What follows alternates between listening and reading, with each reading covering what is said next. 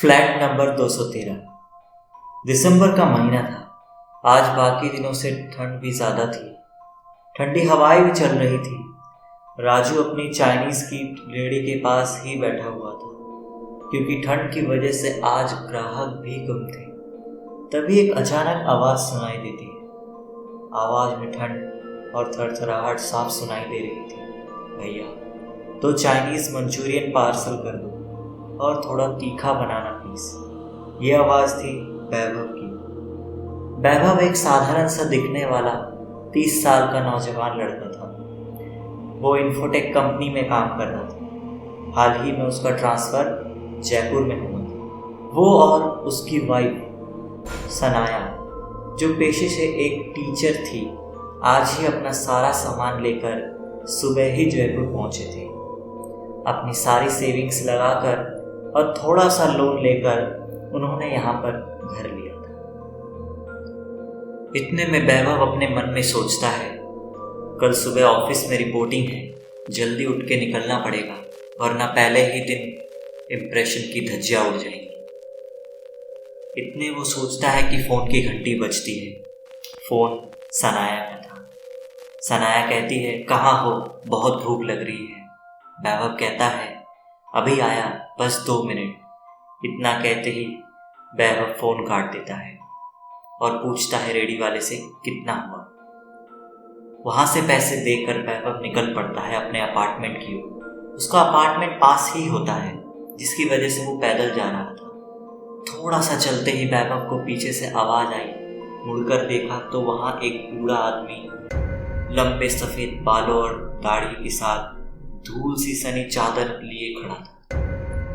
वो कहता है, तुम वही हो ना जो माधव राज अपार्टमेंट में रहने आए हो, रूम नंबर 213 में? वैभव कहता है, हाँ, पर आपको कैसे पता?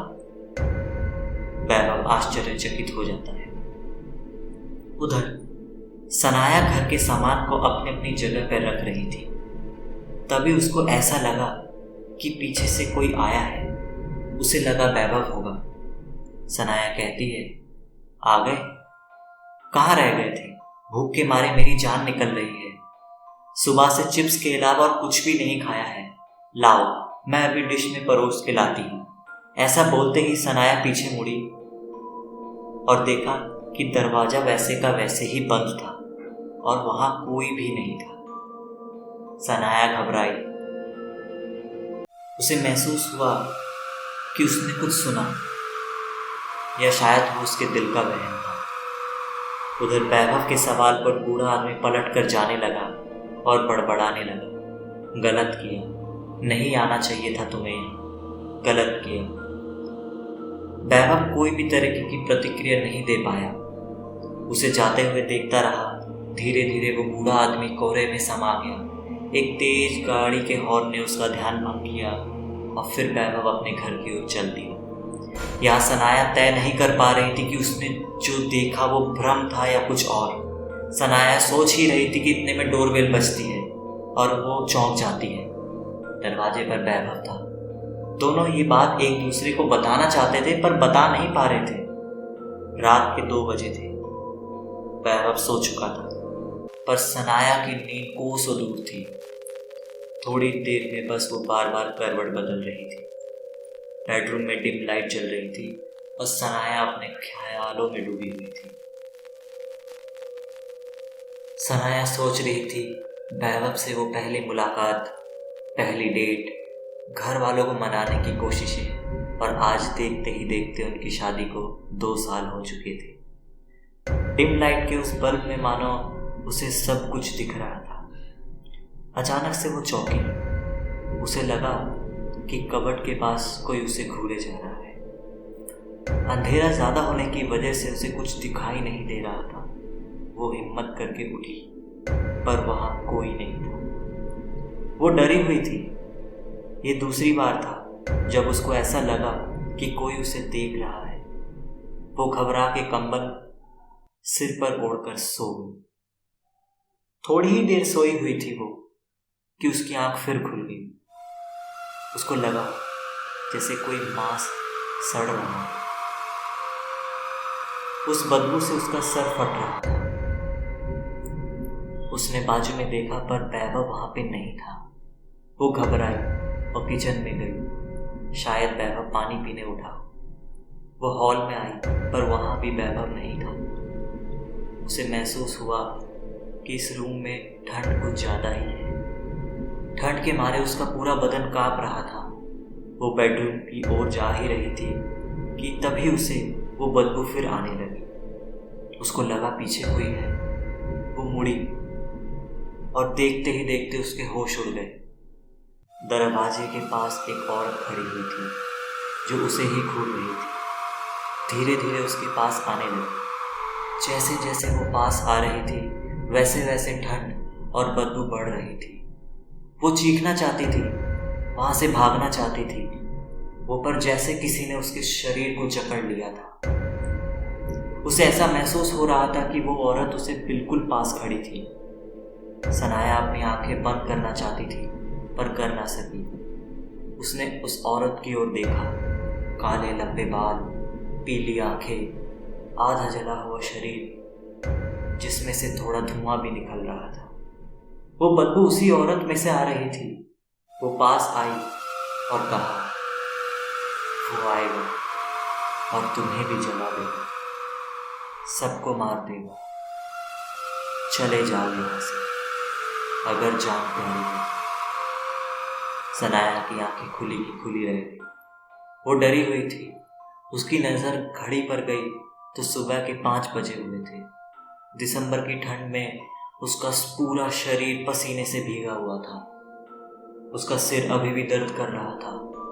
उसने एक हाथ अपने सिर को दबाते हुए सोचा कि सच में ये सपना था या मैंने उसे खुद महसूस किया। ऐसा तो उसके साथ कभी भी नहीं हुआ था। ऐसा सोचते सोचते उसे वैभव का ख्याल आया। उसने देखा वैभव वहां पे नहीं था। उसने पूरे घर में उसे ढूंढा पर कहीं नहीं मिला। फिर उसकी नजर टेबल पर गई। वहां एक चिट्ठी लिखी हुई थी। उसमें वैभव ने लिखा था कि तुम बहुत गहरी नींद में थी और कल से थकी हुई भी थी, इसलिए मैंने तुमको नहीं जगाया। मैं ऑफिस जा रहा हूँ, मैंने ब्रेकफास्ट कर लिया है और लंच मैं वहां कर लूंगा, तुम बस अपना ख्याल रखो। फिर सनाया घर के कामों में व्यस्त हो गई।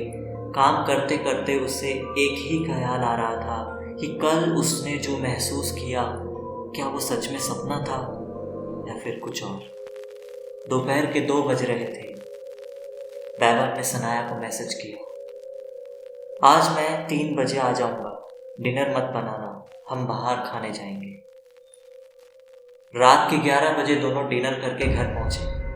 दरवाजा खोलते ही सनाया को जलने की बदबू फिर से आने लगी। उसने वैभव की ओर देखा और कहा, वैभव, क्या तुम्हें कुछ जलने की बू नहीं आ रही? वैभव कहता है, नहीं तो, क्यों? इतना बोलने के बाद सनाया ने दरवाजा बंद कर लिया और कहती है, नहीं कुछ नहीं। रात के 2 बज रहे थे। फिर से जलने की बदबू की वजह से सनाया की आंख खुल गई। फिर से वही सब कुछ हुआ। अब तो ये रोज की बात हो गई थी। सनाया बेचैन सी रहने लगी थी। रविवार की सुबह 9:30 बजे वैभव सोफे पे बैठा हुआ न्यूज़पेपर और चाय पी रहा था। उसकी नजर सनाया पर गई। क्या हुआ सनाया? काफी दिनों से देख रहा हूं तुम कुछ बेचैन सी दिख रही है। तबीयत तो ठीक है ना तुम्हारी? सनाया कहती है, कुछ ठीक नहीं है वैभव। जब से हम यहाँ आए हैं तब से रोज रात मुझे डरावने सपने आते हैं। सनाया और कुछ बोल पाती उससे पहले किचन में गिरने की आवाज आने लगी। दोनों किचन की ओर भागते हैं और फिर देखते हैं यहाँ तो कुछ भी नहीं है, तो आवाज कहाँ से आई? वैभव सनाया से पूछता है, लेकिन सनाया भौचक्की रह जाती है क्योंकि वैभव के पीछे उसे वही आधी जली औरत नजर आती है जो वैभव को घूरे जा रही थी। फिर वैभव सनाया से पूछता है, क्या हुआ, ऐसे क्यों देख रही हो? सनाया डरते हुए उस औरत की ओर उंगली दिखाती है और कहती है, वैभव। इतना कहते के साथ ही उसके सामने अंधेरा छा जाता है और सनाया बेहोश हो जाती है। आखिर कौन थी वो औरत जो सनाया को दिखाई दे रही थी? क्यों वो सनाया को बार बार घर से जाने के लिए कह रही थी। जानने के लिए देखिए इस वीडियो का नेक्स्ट पार्ट। अगर ये वीडियो आपको अच्छी लगी है तो सब्सक्राइब करना ना भूलें। अगर ऐसी कोई हॉरर स्टोरी आपके पास अवेलेबल है तो कमेंट सेक्शन में ज़रूर बताएं। हो सकता है अगली कहानी आपकी हो।